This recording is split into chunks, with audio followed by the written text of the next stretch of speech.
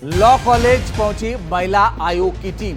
इस वक्त की बड़ी और अहम खबर आपको बता रहे हैं। लॉ कॉलेज पहुंच गई है महिला आयोग की टीम और ये टीम जानकारी जुटाएगी।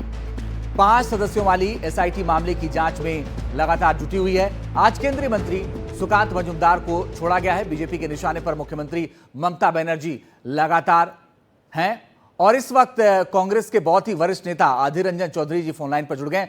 अधीर रंजन चौधरी जी, क्या हो रहा है पश्चिम बंगाल में? ये सब पश्चिम बंगाल में महिला पर जो भयंकर और घिनौनी दहशतगर्द हुई है जी, जिसमें कॉलेज की एक छात्रा को बेरहमी से और वो भी कॉलेज के अंदर सत्तारूढ़ पार्टी के दरिंदों ने जी, जिस तरह के अत्याचार किए, सामूहिक दुष्कर्म किए, इसके लिए मैं एक बंगाल के एक बासिंदा के नाते मैं शर्मिंदा महसूस करते हूं और सारे बंगाल के लोग इसमें शर्मिंदा महसूस करते हैं जी। लेकिन बेशर्मी ये सरकार फिर भी अभी ये जो दरिंदों की पक्ष रखने के लिए अपने पार्टी की कुछ बड़े नेतागण को तैनात किया और दूसरी तरफ दिखा रहे हैं हम लोग कानूनी कार्रवाई करने के लिए हरकत शुरू कर दिए हैं जी।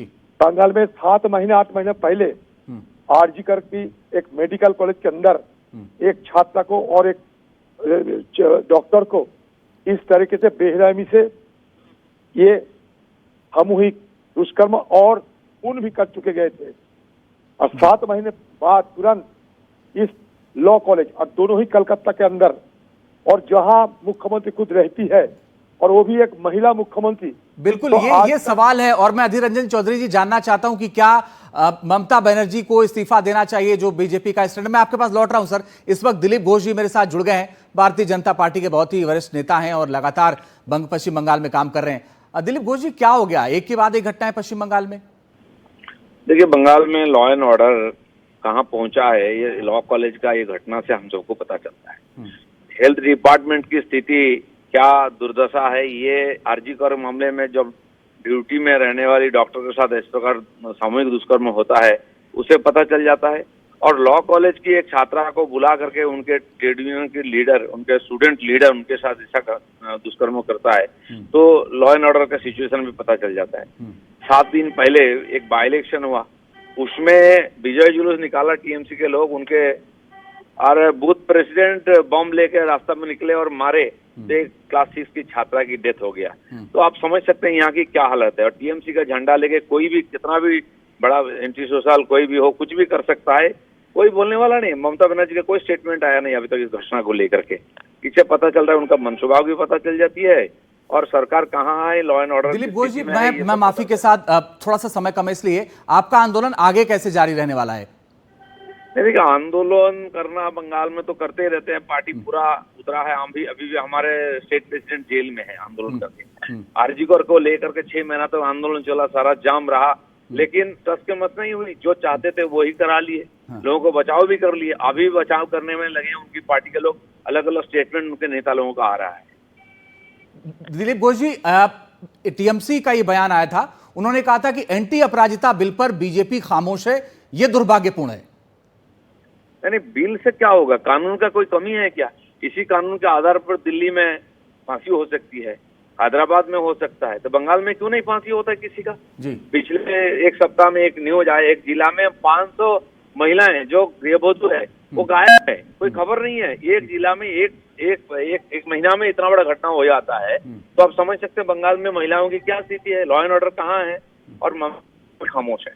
ठीक है, आप बहुत शुक्रिया दिलीप घोष जी हमारे साथ जुड़ने के लिए और हमसे बातचीत करने के लिए। तो लॉ कॉलेज पहुंची है महिला आयोग की टीम और वो इस वक्त फिलहाल जांच कर रही हैं। क्या महिला आयोग की एक सदस्य ने क्या कुछ कहा इस पूरे मामले को लेकर के? किसने छुपाया? किसने छुपाया? आपको क्या लग रहा है कि किसने छुपाया? देखिए, वो हम नहीं करने वाले हैं। I am a constitutional body, my responsibility is to stand beside the girl. उनके पास खड़ी रहना मेरा काम है, उनका काम करना मेरी काम है और मेरी काम हो नहीं पाया ये हम रिपोर्ट करके जो नेक्स्ट करना वो करेंगे। ठीक है, चलो।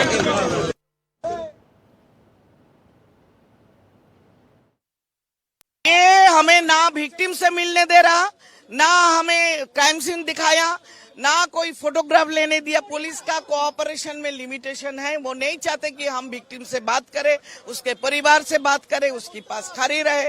पुलिस बोल रहा है कि वो कहाँ है हमें पता नहीं है। Imagine the DC deputy commissioner who is the nodal officer of the case, she doesn't know वो कहाँ है। तो आपको बता दें कि एनसीडब्ल्यू की टीम पहुंची है और एनसीडब्ल्यू की टीम ये भी आरोप लगा रही है कि पुलिस मिलने नहीं दे रही है, बातचीत नहीं करने दे रही है पीड़िता से। ये भी अपने आप में बड़ा दुर्भाग्यपूर्ण है। दिलीप घोष ये कह रहे हैं कि लॉ एंड ऑर्डर खराब है।